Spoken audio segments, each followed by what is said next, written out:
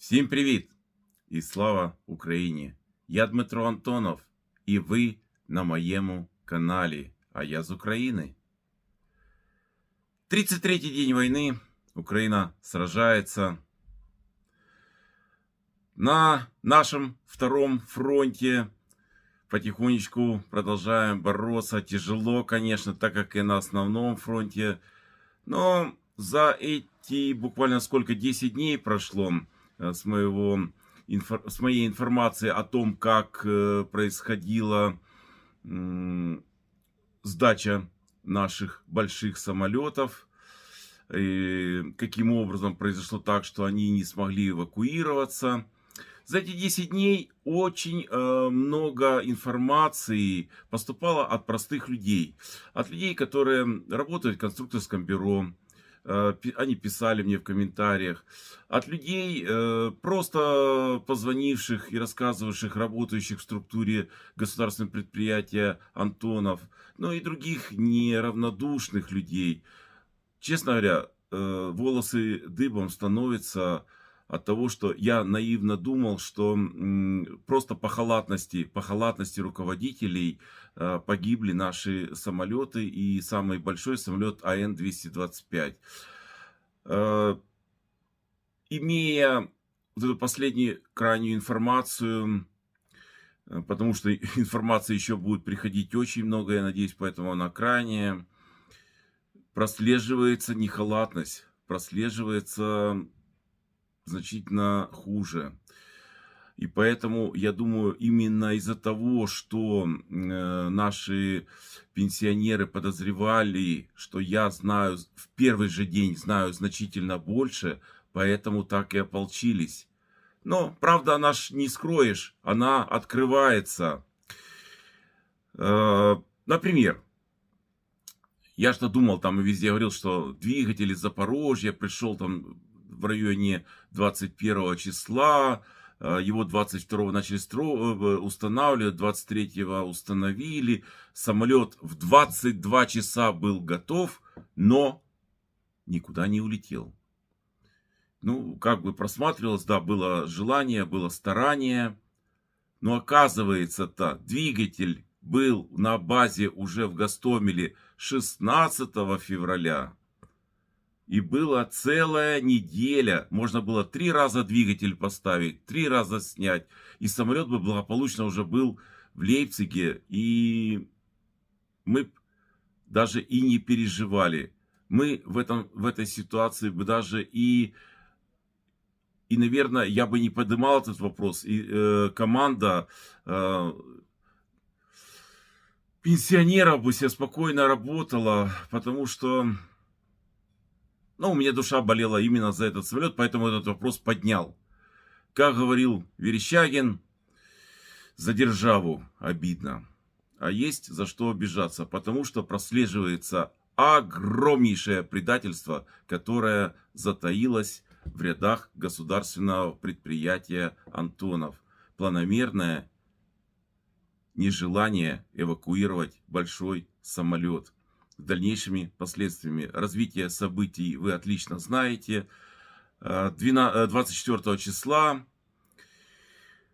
приблизительно в 12 часов, не в 10:30, как там некоторые пиарщицы заявляли, а в 12 часов прилетел десант. Прилетели вначале К-52, сейчас уже много информации есть, которые начали зачищать наш аэродром. Затем подтянулись Ми-8, 200 человек десанта вышло.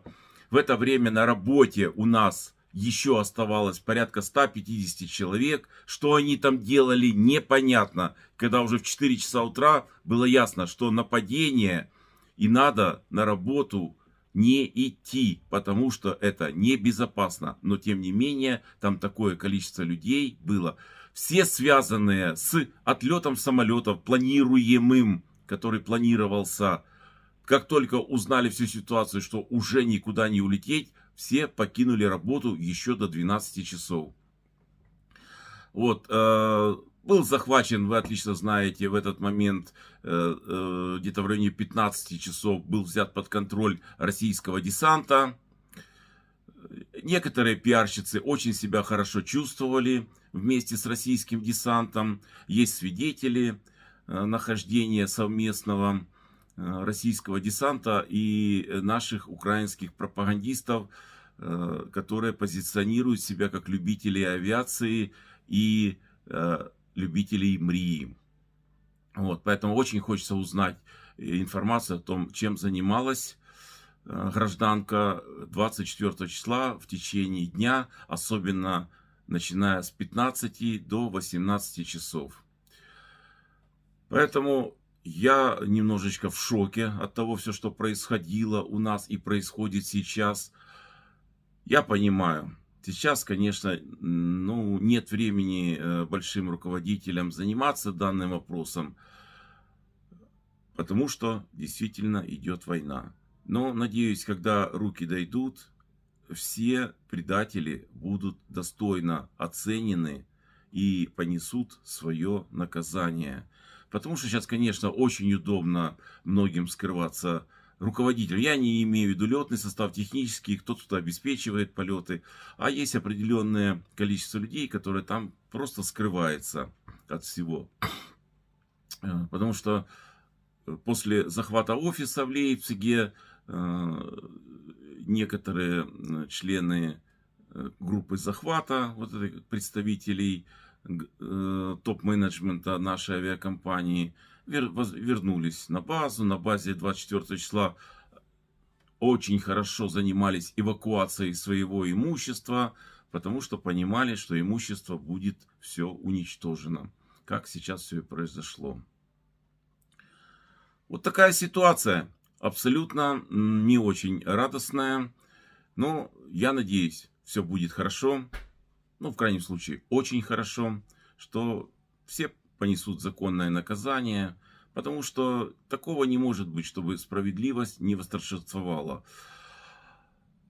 Что люди, считавшие, руководители, считавшие, что Украина это сырьевой или какой-то еще придаток большого брата, я думаю, не должно оправдаться, и все станет на свои места. Теперь о том, что на основном фронте творится, тоже довольно сложно. Я вчера говорил, враг сосредотачивает свои все основные действия на востоке Украины и на юге Украины. Поэтому направление Киев, Харьков, Полтава немножечко будет разгружено, но зато значительно сложнее нашим воинам, которые сражаются в районе Изюма. Очень тяжело там. И весь юг в тяжелом. Мариуполь настолько тяжело, что, я уже говорил, дома все разрушены, люди по максимуму эвакуировались, только вооруженные силы Украины там остались, сражаются, ведутся уличные бои. Мелитополь, Херсон под оккупацией. Там уже пытаются вводить администрации, не знаю, значит, будут завозить, по всей видимости, крымчан, а может быть, будут завозить население с России, откуда-нибудь с Дальнего Востока или из Сибири. Потому что, естественно, ни один украинец ни в какую администрацию там не пойдет. Вплоть до того, что уже вводятся рубли, конечно же, мобильная связь только российская, телевидение российское уже налажено. Это как бы основное, сразу же в голову всем пропаганду. Поэтому ну, есть интернет, там, где он есть, к примеру, значит, можно смотреть украинское телевидение через интернет. Вот, поэтому ситуация такая, что есть еще над чем подумать, но опять же, боремся, и я думаю, что поборем. Может быть, немножко подольше придется этим позаниматься. К сожалению, то есть там в России бабы понарожают, это основное, нарратив основной, и где там берут, ну просто закидывают вот этим пушечным мясом, закидывают, лежат трупы, а следующие солдаты прямо по трупам идут, и вот без остановки. Поэтому очень, очень сложно просто перемолоть эту всю орду. Но сделаем. Поэтому обстановка такая сложноватая, но мы из нее обязательно выйдем. Все, на этом сегодня особо больше рассказывать ничего не буду. Разделчик авиации. Очень хороший, хочется вспомнить момент жизни самолета АН-225 «Мрия». Начало пандемии. «Мрия» начала работать, спасая мир, внося свой вклад в дело борьбы с пандемией. И начали возить из Китая защитные маски. Это первое, что возили. И первый прилет в Польшу, Варшава.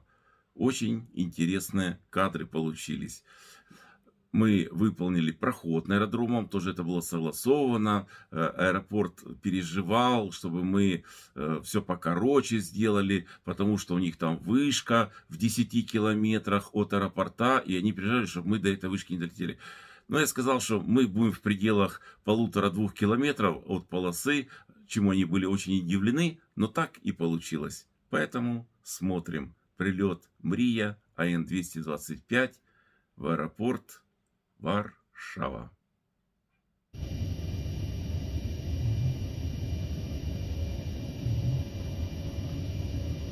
Перехожу на руки.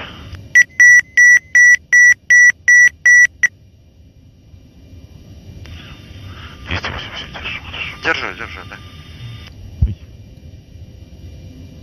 6 километров 340.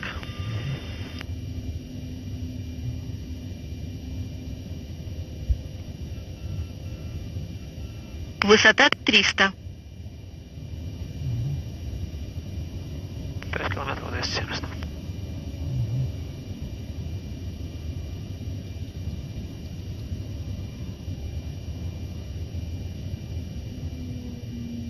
Минимум. 4.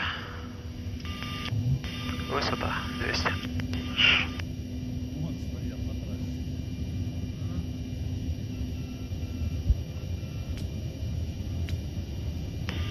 Километра 170. Что на этой высоте сейчас и пойдем. 150. Удаление 2. Низко. Шасси. Жмите. 100 метров. Все, держим, все. 120. Давай. Высота 110. Добавь.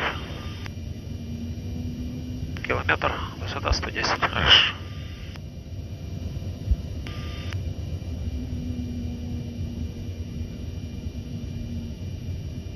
Welcome. 110 на торцом.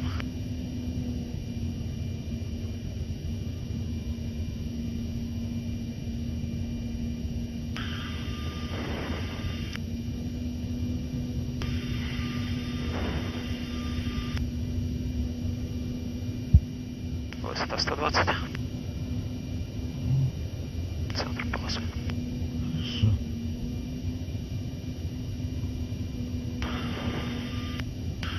Добавляем.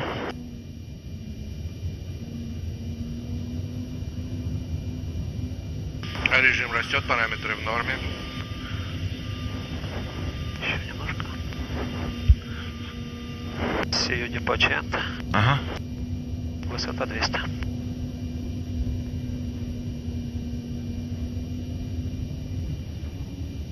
Курс 170. Шасси выпустить. Выпускаю.